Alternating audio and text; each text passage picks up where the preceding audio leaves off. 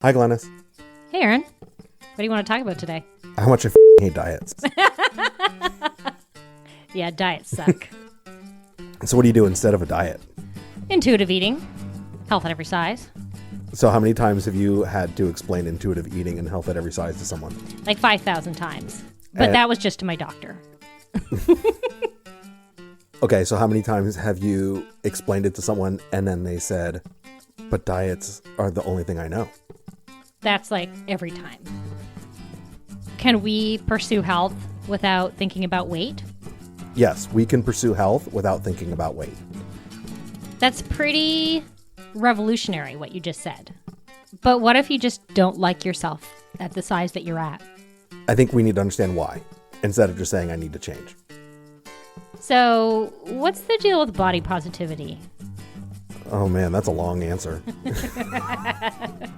I'm Aaron Flores. And I'm Glenys Oyston. And we are Dietitians Unplugged.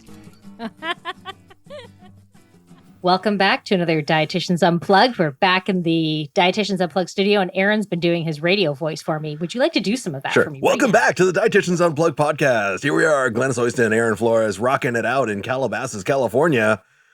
Great episode coming for you today. So, Glenys, who do we have? If I had half your talent, she'd run the world. She said it. That's what I said. Today we have a great person, Aaron. We have Summer Innanen. She is somebody I connected with a few years ago, and she has a podcast, and she asked me to be on her podcast. And since then, we kind of become buds and got to know each other, and I even got to meet her in person, which was like last year. It was a great thrill for me. So let me tell you a little bit about Summer. She is a professionally trained coach specializing in body image, self-worth, and confidence. She helps women all over the world through her private and group coaching to break out of the diet culture cage and cultivate their inner rampant untameability so they can wear, say, and do what they want. And I know Summer, she'd probably say, and do, say, and wear whatever the fuck they want. Totally. So she is the best-selling author of Body Image Remix, creator of the You on Fire online program, and host of the Fearless Rebelle Radio. I think it's Fearless Rebelle Radio, but spelled whatever. Anyway, a podcast dedicated to anti-dieting, body positivity, and feminism. She's pretty awesome. Yeah, no, I was not as familiar with her before, as long as you have, but I have listened to her podcast a bunch and read some of her newsletters. And, I was really impressed with, one, her story. It's very similar to mine and how she got to where she is right now. But also we have so much similar language in how we talk about bodies and how we talk about the issues that are rampant that really are focused on oppression of women's bodies and fatphobia. So It was a really great conversation to have her on. Yeah. And I love that she's really looking at things from sort of systems perspective, like looking at patriarchy and looking at all the systems of oppression that kind of keep us down. And that I feel like is not rare, but not as many people are looking at that. I think we make body image more about, oh, this is your personal issue and this is your personal, and we know that's not it at all. We live in like a body hating culture, especially women's bodies. And she really gets to the root at what is behind all of that. And I think helps people break out of that. So I'm so excited to have her interview. But first we're going to do the obligatory plug of whatever we are doing. Like, we don't have advertisers right now, but we're going to advertise ourselves. This plug brought to you by Glenys Oyston. Yeah. So what are you doing right now? You're seeing. Oh no, I was waiting for you. That was your like go. I'm the worst. Anyway, the way to sell yourself, Glenys. What can I say? I'm not a business How person. could we reframe like Glenys into something more positive? Right now, I've got my Dare to Eat online program going. I am teaching people to eat as much as they want without guilt and in total freedom. So it takes people sort of through the principles of internally regulated eating. And I created it basically for like me when I was going through this process, where I was like, I get theoretically everything about learning hunger and fullness, but I am somebody who needs concrete steps and actions to take to learn those things and learning skills. And I wasn't finding anything that was telling me what exactly to do, what to practice to get there. And so it took me a long time to figure stuff out. And so I thought, I really want to make this program for somebody who is like me, and they get it logically, they get it, they understand, but really just need to know what to practice, because I really think it's sort of like, it's like wax on, wax off, Karate Kid, like just keep polishing the windows, Daniel-san, or the floors, and you're going to get it eventually. So that's what my program is. So if you are sort of struggling with stopping dieting, and you want to kind of stop struggling with your weight, if you aren't really sure what to do next to get to those places, if you don't describe your relationship as normal, if you can't describe your relationship with food as normal or peaceful, if you're just struggling with the concepts of intuitive eating and you understand them, but you can't really implement them, this course is for you. So, and it's 5 weeks. It's an email to your box every day. So I give you some information, and then I have people do like a little, usually journal activity, but not always a journal activity. Sometimes like it's an eating activity. So you're already kind of doing the stuff. You're doing what you would need to be doing to learn this stuff. So it doesn't take a lot of time. I also think of myself in terms of like, I don't have time to sit down and watch videos. I'm not really good at doing other things than listening to audio. So it's like you just read something once a day. It's pretty brief, and then you do some stuff.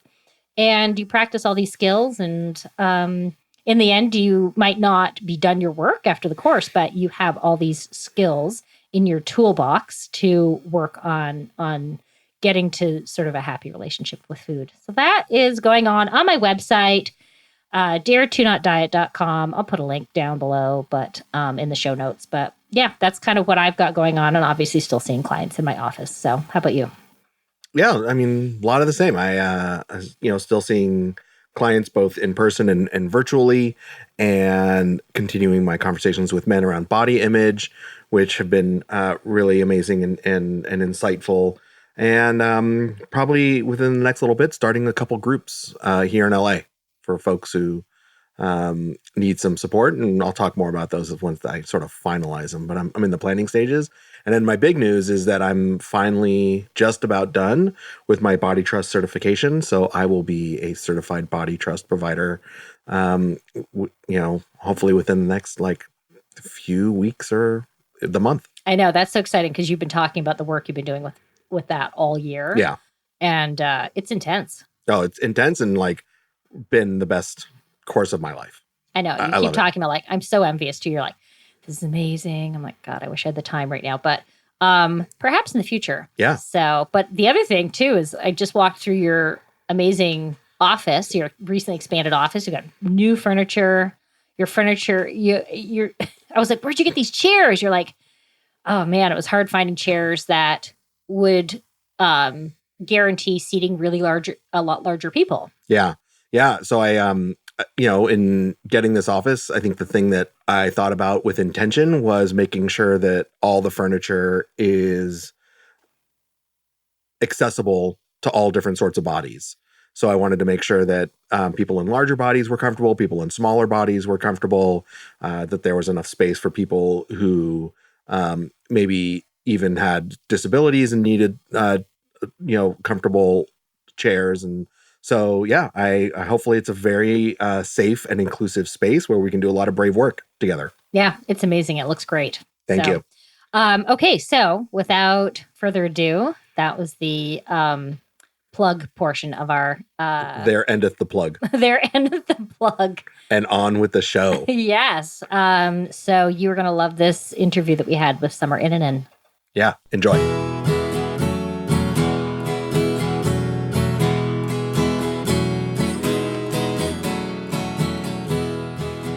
Hey, Summer, welcome to our show. I'm so excited that we finally got you on. I feel like we've been trying to do this for a long time, and I'm just excited that you're here. I know. I'm excited to be here too. I know it was a bit of a scheduling issue. Yeah. Persnickety. It was a bit of a persnickety scheduling issue. Yeah. We don't have the best scheduling times. Yeah. That was a really good movie, that persnickety scheduling times movie. Yeah. Did you see it? No? No, I think we missed that one. Oh, it was awesome. Yeah. Oh, too bad. We must not have had it in Canada. Yeah, right. It didn't make it out of Erin's imagination. So I feel like we've become buds over the last couple years, ever since we met and I was on your podcast. So I've just been like, she's so cool. Let's talk. And I can't imagine there's anybody listening to our podcast that doesn't know who you are. So, but do you want to sort of tell us a little bit about yourself? Like, I know that you sort of started out, in a very different mindset, like all of us did, but you kind of started out with the food thing, and now your work's really evolved over the years. Now I think you're mostly focusing on women's body issues, and you still have a strong anti-diet message. Do you want to just give us tell us how that kind of evolution happened? Yeah, sure.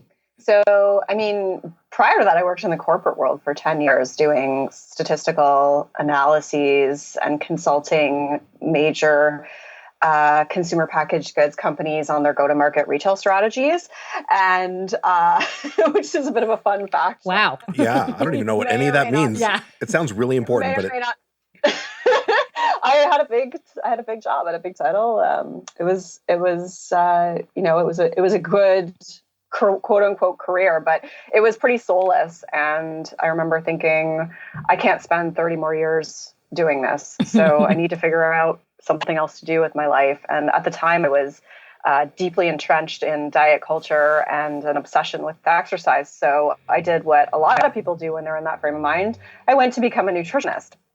Yeah. And I became a certified nutritional practitioner, and decided to eventually leave the corporate world to start my own business. And so at that time, I was helping women lose weight. That was my focus, and I was really into the paleo community. That was where I had a huge presence. I was completely bought into that cult, we'll call it, and that was my focus. And at the same time, I was really struggling with my own self-image and my own disordered eating, but I really thought I was healthy. I honestly thought that everything I was doing was the right thing to do, and that, all the biohacking I was doing to my body and my my food was okay. I didn't see anything, wrong with it, because it was so encouraged.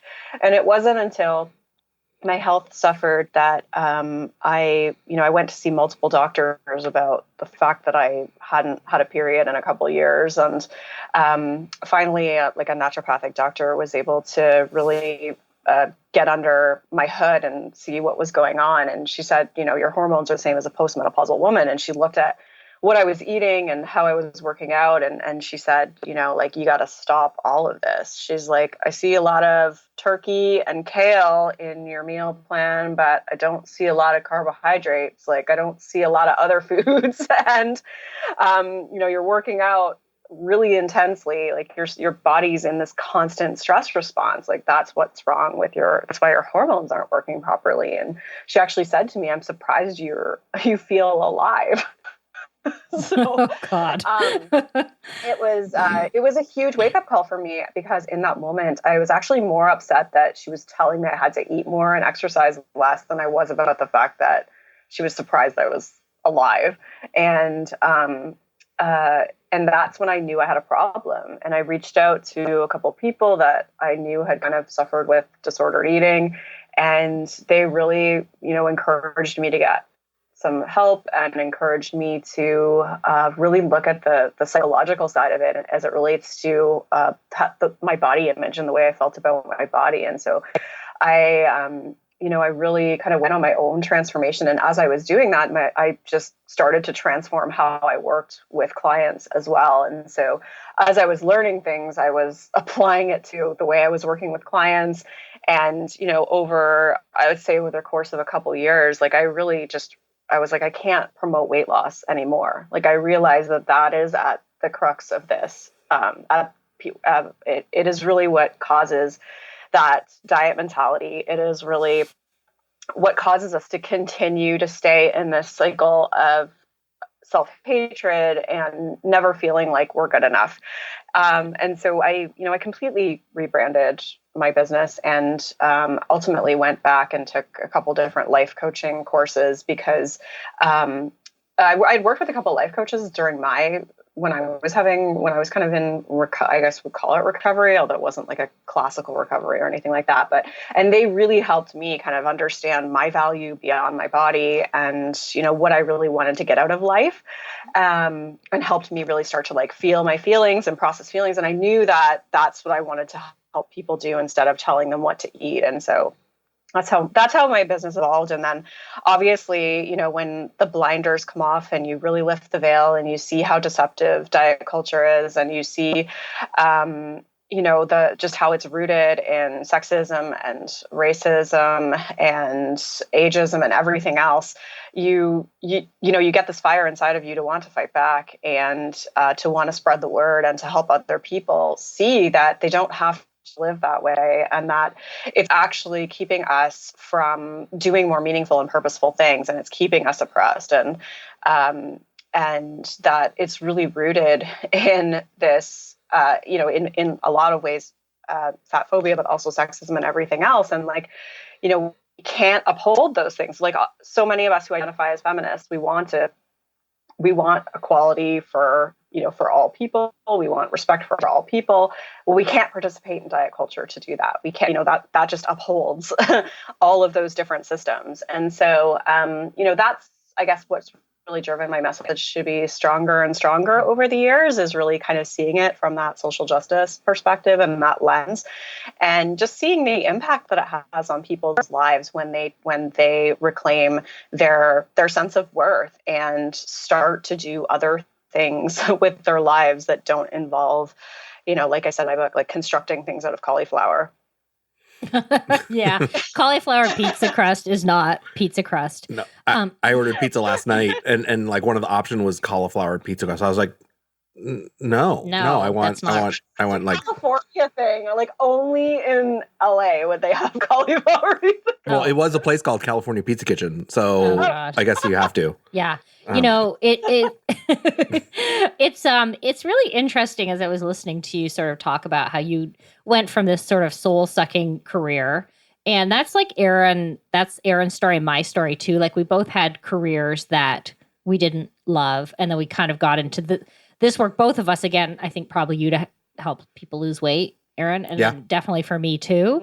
But I wonder how much our control of food kind of came around the unhappiness of the lives we were leading too. Like, I feel it was for me, it was all connected. It's like, I don't know what I want out of life. I don't like the jobs I'm doing, but I have this control thing going on with my diet. And that's kind of keeping me on an even keel, So I wonder how much that sort of fed into it for all of us. I always say dieting is a drug. I think dieting was the most addictive drug I ever was involved in. Same for me. Because it kind of gave me that dopamine hit. Like it was like that little thrill, and it was like, ooh, the planning, and like you're just in you feel like you're in control, and you get the social approval, and I think for sure it was such a huge coping mechanism for me, and I think it is for a lot of people, just from a lot of different things, either just not being able to be with emotional discomfort, or a lot of times uncertainty is a huge one, or just kind of like you and me, just being in a bit of a soulless job, feeling kind of purposeless. I'm not sure if that's an actual word. Yeah, I think that encompasses everything. Yeah, totally. And I think that we turn to, and a lot of times we turn to dieting to give us just that sense of certainty that so many of us are really uncomfortable with not having in our lives. I agree 100%. And so the thing that I think connects that, or like sort of elaborates on that point too, of that control, is you mentioned the word biohacking. And I don't know if I've ever heard, I mean, I know what, like a life hack is, right? But I'd love to hear how you would describe biohacking, because in my head, I have a picture, but I'd love to hear what you say, and then I'll sort of add my perception of what that might mean. Yeah, well, I think it was just, tweaking things down to the molecular level, Yeah. like thinking like, if I add X, then this will do Y, and then, it will do this to my body, and then I will transcend all emotional discomfort. Like that, that's that was my experience with it. Like I was always looking for it, the way I'll quote myself here, but the way I've always said it is I was just looking for that one nutrient that was going to solve all my life's problems. Yep. Like I was just on this quest to find the one missing thing. Like what's the one thing, like the one little supplement, the one little hack that I hadn't done that was going to, make me lose the weight once and for all, and then just make me the best possible version of myself. Yeah, no, I mean, that's exactly the image I had. The thing that I would just sort of, in my head, I was thinking of also is like the person who's looking for that one nutrient to add one more year to their life. Like, yes, exactly. You know, exactly. So for me, it was about changing my body. And I think in health culture, it's very much about trying to, control our life expectancy, which, as we know, we really don't have a lot of control over. Right. In so many ways. I think it's a great term because so much of what, what we're talking about is sort of giving up that control and embracing more acceptance, and that, that focus on that, or that search for one special nutrient is actually it's not hacking, it's just fucking up everything else. Like there's just a cascade of like angst. Yeah. And it's like, why? You really have to ask yourself why and what it's taking away from in the moment. Because I think that's what we're, it's like we're all living for 80 years from now, or, when we're in that kind of frame of mind, or 50 years from now, or whatever it is, instead of actually just thinking like, okay, what's actually in front of me that I can appreciate in my life and participate in, instead of, spending time looking up how to make coffee that's going to have like this one thing in it that's supposedly going to make me so much smarter, like just ridiculous stuff. Yeah. I mean, for me, all of that too was such a stand-in for like, again, just improving the body. But I remember at one time saying like, I'm going to live forever. Like, no, nobody does. Not a chance. What exactly was I thinking? But why would I want to have lived forever when my present was so incredibly unhappy? Yeah. Like my marriage was not working, and my job, I hated my job, and I just didn't even like where I lived. And it's like, I don't know why I would want to continue, in this vein, living like this. Let me fix the problems that are here and now and not worry about living, like Yoda forever. So yeah, she just dropped a Yoda reference. Yes. Erin's like such a hardcore Yoda fan. For me, as I got older, I lost a few people in my life very suddenly at different ages that, they were on paper kind of quote unquote doing everything right. And I think as you get older, you get exposed to death more frequently, and that makes you realize how precious your current life is and how we really don't have control. No, there's no formula. Yeah. Like my mom thought she was such a kind of a clean living person, and she died of cancer when she was 51. It's like nobody could have seen that coming. And they didn't. So, but I think she was just felt like horribly betrayed by, all what she thought, what her version of like good living was. That actually wasn't all that good for her, actually. But the reality is we're not in control necessarily. So just that the diet as proxy for life control is just not working for us. Yeah. So don't eat cauliflower pizza crust is the lesson. I mean, I guess today. If you like it, but I guess if you like it, but let's not do it for a proxy of like that. This is your way to health. Right. Yeah. Like, don't pretend that that's somehow better than a regular pizza crust. Yeah. Just stop. So you have kind of moved away a little bit from the food stuff. And now you're talking a lot more about body image. And I love getting your newsletters so much. They are like a serious hit of inspiration. Thank you. And I feel like if I just hung out with you a lot more, I'd be like, yeah, my body's amazing.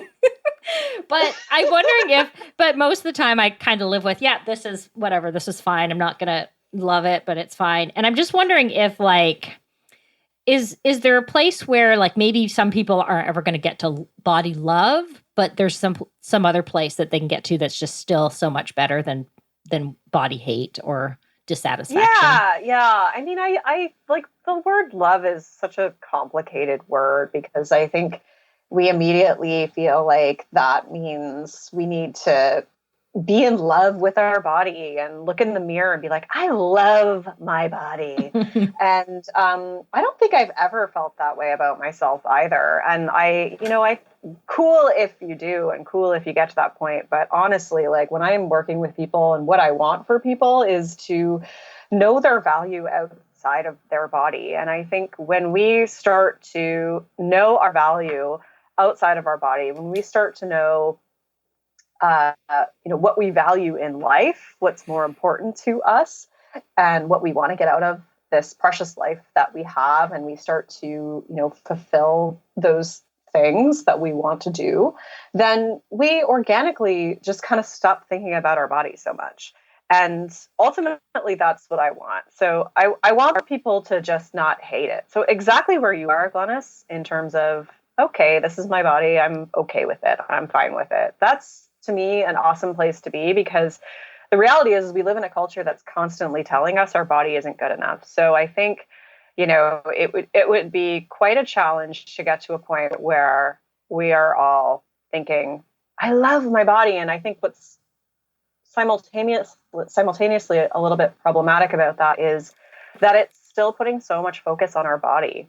And I would love us to see ourselves as so much more than that and just know, okay, I can appreciate what my body does. I can appreciate that it's, this vessel here for me to exist in on this earth, but that, my value is so much more than that. I think about, and I'm coming back to death again, this podcast is getting morbid, but I was at a friend's mom's funeral recently, and I was really just thinking to myself, no one here would ever be thinking about how she looked.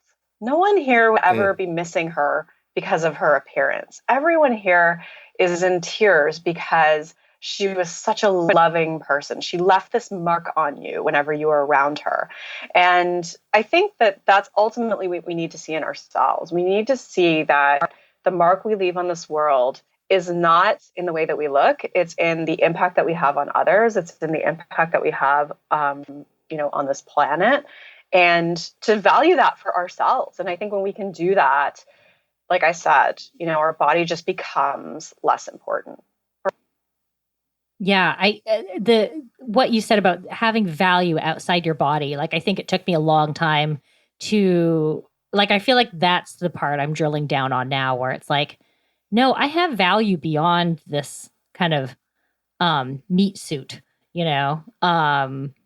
And it's hard to, in a society that tells women so much that we need to look a certain way to have value, it's so hard to undo those messages.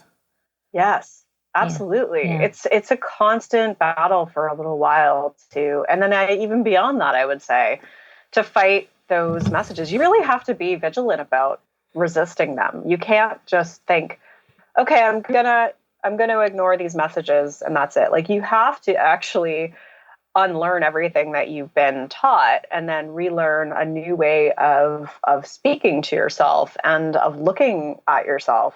And I think that it takes work. I would love to say that it's easy, but it's not. It takes a lot of conscious practice to start to express the different parts of yourself that are more important, and to really stand up to society. Because when we stand up to society and we say, like, all right, you're not going to tell me how I should look, or you're not going to tell me what to do with my body, you're going to face resistance, whether it's just, always kind of having to resist the messages that are being thrown at us, or, in a lot of circumstances, people get resistance from their family or friends or their doctors or other things. Like, you really have to kind of go to battle to do this.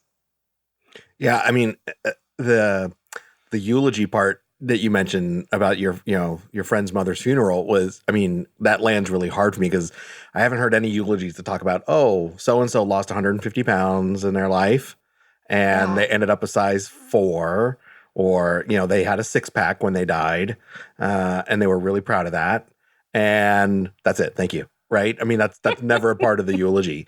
No. And that's, but that's again, where we spend so much time and energy. So you mentioned a little bit earlier about fatphobia and like the culture and social justice especially. And I'm wondering how you bring those narratives into your work, especially when you're talking about, you quoted Yoda, by the way, you didn't even know it, but when you have to unlearn what you've learned. So if you could talk a little bit about that and how you bring some of those themes in to help unlearn what we've learned. Yeah, I mean, the metaphor I always use is that it's like, we've grown up speaking the language of diet culture and fatphobia. We were born into this world and we were given this handbook to learn this language, and we didn't really even know that there was another option. And so we have to pick up a new handbook and relearn a completely different language, learn a completely different language in a society that's still speaking the other language. So I often kind of say it's like learning to speak German in a place where everybody speaks English. It would be really challenging. And, I think when it comes to the layers of fatphobia, it's really about digging into everything that we have learned about bodies, what we believe to be true about bodies, getting all of our biases out on the table, like putting them all on a piece of paper so we can see them, and then deciding what the new narratives are that we want to have that will support a belief that all bodies are good bodies. And by doing that, then we can start to be really conscious of where our biases are showing up, whether that's internalized on ourselves or being projected onto others. And we can start to consciously challenge those and also seek out evidence to support our new belief systems, which, is where social media is such a gift, because if we've always believed one thing about what it means to be in a larger body, there is so much amazingness out there that can teach us the opposite and Right. can teach us that, people in larger bodies can be fit, they can be healthy, they can, just all of these different things that we've been told are cannot coexist together. And so I think, understanding it from that perspective and then learning it from that perspective is so important. So I think it's always hard for people to really admit, like, oh wow, I'm really fatphobic, but we all are. And I think, we're all still trying to get rid of those thoughts because they're so deeply ingrained. I think, we're all working really hard to change those beliefs, and it can take a long time to do that, but to kind of really understand that this is just about respect for all individuals and for people of all bodies, and for just showing that anyone deserves respect. It should never be based on the size of someone's body. And I think that we can all get on board to fight for that. And that starts by starting to change that narrative that we have inside our own heads. 100%. Great. I thank you for sharing that. Yeah. And also I just want to, add, like, yeah, we have to unlearn all these sort of untrue narratives about fat bodies can't be healthy and fat, but also unlearn this idea that we have to achieve health as a means to, to have worthiness, basically. Like, and you don't have to have a healthy fat body necessarily. And you don't have to have a healthy thin body. Like, that's not like necessary to achieve worth or to have worth, I guess. Yeah, exactly. But I think if we get down to it, it's generally about fatphobia, because I don't think a lot of people have problems with thin people who are unhealthy. They don't. You're right. Know, if you really were to challenge someone on it who is making comments about someone in a larger body being unhealthy, and if they were saying, oh, it's about their health, I bet you if you ask them about someone who's thin, who smokes or whatever, not that there's anything wrong with any of those things, I'm not judging anyone for that. Again, it's not an obligation, but it really comes down to fatphobia. And I think it's such a bullshit kind of driving force. Excuse. Yeah. Yeah, to say, oh no, it's about their health. Like, we just care about their health. It's like, no, you don't. Yeah, Bullshit. you don't. Yeah. That's not true at all. Stop it. But yeah, it's not an obligation. It should never be about that. And health is so complex. I mean, health is really driven by so many different factors, including like socioeconomic factors and everything else that a lot of times are outside people's control. Totally. Yeah. And it's, I mean, it's so great that you're talking about those things too. And I think it's such a needed conversation. One of your newsletters I got recently was about having bad days. I guess specifically, you talked sort of about that. And I think of it as especially about our bodies. I feel like our bodies are stand-in for bad days and how, you talk about how normal that is. And I'm just wondering if you're seeing any sort of this pursuit of perfection around body positivity. And if that's holding us back or how it's holding us back. Yeah, I think so. I mean, I think that sometimes I'll hear from people that have a bad body day and they'll be like, I'm failing at this. I'm like, you're not failing. There's nothing to fail at. Right. Let's not apply the diet mentality to trying to appreciate ourselves in a world that's making us hate us. So I think, we don't want to apply the sort of self-esteem model to this. So self-esteem being that we have to find all the different aspects of ourselves great. And there's been a lot of research on self-esteem and how, self-esteem doesn't really lead to greater happiness or confidence. And I may be totally kind of misquoting those, but all that's in Dr. Kristen Neff's book, Self-Compassion. What we need more of, as she says in her book, and what I really preach, is self-compassion. And that's acceptance of our whole selves and acknowledging that we're not perfect and that we need to have a balance of, things that we don't like about ourselves, things that we're okay with, and things that we do like about ourselves. Like, that is a very normal way to exist. And I think that it's the same with everyday life. Life is going to have ups and downs. And I think sort of trying to strive for a balance of like, all right, I have some bad days. I have bad days where I'm just like, all right, it's kind of just an average day. And then I have days where I feel really good. I feel really great about myself, or, life is feeling really good. That's a healthy way to exist. And I think trying to eliminate all emotional discomfort is, again, coming back to what is so problematic about the diet mentality and kind of our addiction to dieting, which is that we're trying to absolve our life of any hardships and any kind of sadness or grief or anger. And so, I'm all for just accepting that there's going to be bad days. We all ride waves, we're all like feeling really good, and then it crashes down. We go through a period of time where, we're in a bit of a funk. So normal. And I think the more that we can accept that, make space for it, and have compassion for ourselves, that's what makes us human, the easier it is to go through this. Because if you're trying to add another huge expectation on yourself not to quote unquote fail or to feel positive all the time, you're actually going to make yourself probably feel more negative. By embracing the negative, we make space for more positive. I don't know if that was a Yoda quote, but it feels like it should be. It's pretty darn close. Maybe in the episode 9, he'll show up and that's what I'll say. You heard it here first. Yeah. No, I mean, that sort of fits. So my, some people who have taught me a lot are Hillary and Dana in Portland in their Be Nourished Body Certification program. And when we started that program, they said, we're just looking for C-level work from y'all while you're doing this. And I tell that to my clients all the time. Like, I'm just looking for C-level work. Like, you're not getting gold stars.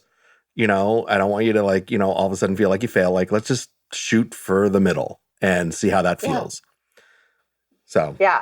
I mean, we're talking about, we've got all these wounds, right? We've got all these wounds from being told we're not good enough. And some people have deeper wounds because they've experienced trauma or, whatever the messaging might have been really drilled into them in a more negative way, whether it was because they were bullied or abused because of their body or whatever. And I think we have to keep in mind that we're going to have scars that that we carry around, and we can't eliminate those scars. And so really it's about tending to them and trying to, take care of them and make sure that we continue to heal, but knowing that we still have these sensitive spots in ourselves that are going to get triggered, that are going to get opened up, because those messages still exist in our culture. And, if it would be amazing if one day we woke up and all bodies were celebrated and there were no more magazines telling us to lose weight and Weight Watchers had crumbled to the ground, then we could maybe say it's going to be so much easier for you to feel good all the time in your body. But that's not the reality. We're living in a fatphobic culture that is endorsing weight loss, telling us we're not good enough. So, C-level work, I think, is really it's a good place to aim for. Yeah. So, I know you have a project coming up, You on Fire, and I'm wondering if you could tell us about it and share some of it with our listeners. Yeah, sure. So You on Fire is my 3-month group coaching program that helps people to build up their self-worth beyond their gene size. So it's a total body image intensive course where they learn how to really declutter all those beliefs that they have about themselves and learn that they are good enough just as they are. And it really is about freeing themselves from body shame and helping them discover their value outside of how they look. So we talk a lot about how to overcome self-doubt, like how to work through the inner critic voice, the perfectionist voice, how to cultivate compassion, how to accept and feel comfortable in your body and just be okay with it. So get to a place where it just feels more neutral, how to let go of what other people think, and how to figure out what really sets their soul on fire, which is why it's called You on Fire.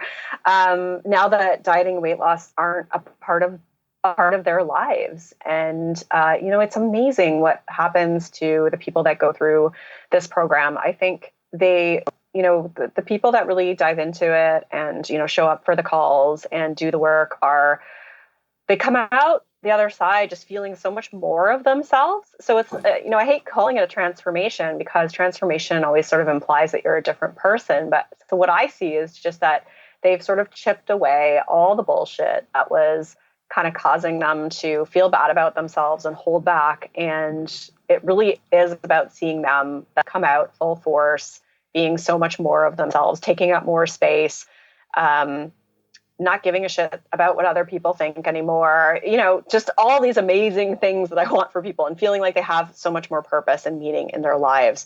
So that program is going to be starting in early April. And it's my favorite thing to do with people. I think it's an incredible program. And I think that the community aspect of it is so great in that it gets people together and kind of working through this stuff together with me. And magical stuff happens when you have a really good community like that. So it's awesome. And can we learn more at your website? Yes. So you can always go to thebodyimagecoach.com, which directly links you to summerinnanen.com. And then there's a tab on there that says work with me. And then there's a tab for You on Fire. And I believe you will probably have the link in the show notes too, because yes. I'll be doing, and I'll also give you the link I'm going to be doing like a free training, which will be a workshop on how to overcome self-doubt, which is called How to Stop Being So Damn Hard on Yourself. That people can sign up for and get for free too. So I'll give that link so you can put it in the show notes. Absolutely. Yeah. We will definitely list those there. Yeah. And I really hope people will take advantage of your free training because, we need to get resources where we can, right? Like, so for those of us who can't, there's a lot of free stuff out there. So, I hope everybody sort of signs up for that one and listens to you talk because I just love listening to you talk. And thank you. You are so smart and just dialed into this stuff. And like, thank you. Yeah, I just feel like I've always learned something when I read something you've read. So just want to thank you so much for coming on the show and talking to us. And it's been great just to catch up with you. Yeah, no, it's been, I've really enjoyed hearing what you shared with us today. And I know our listeners are going to absolutely love it. So thank you for taking your time and sharing it with us. Thank you so much for having me. It was awesome. Thank you for listening. This has been another Dietitians Unplugged production. You can find Aaron at bvmrd.com, and you can find Glenys at daretonotdiet.com.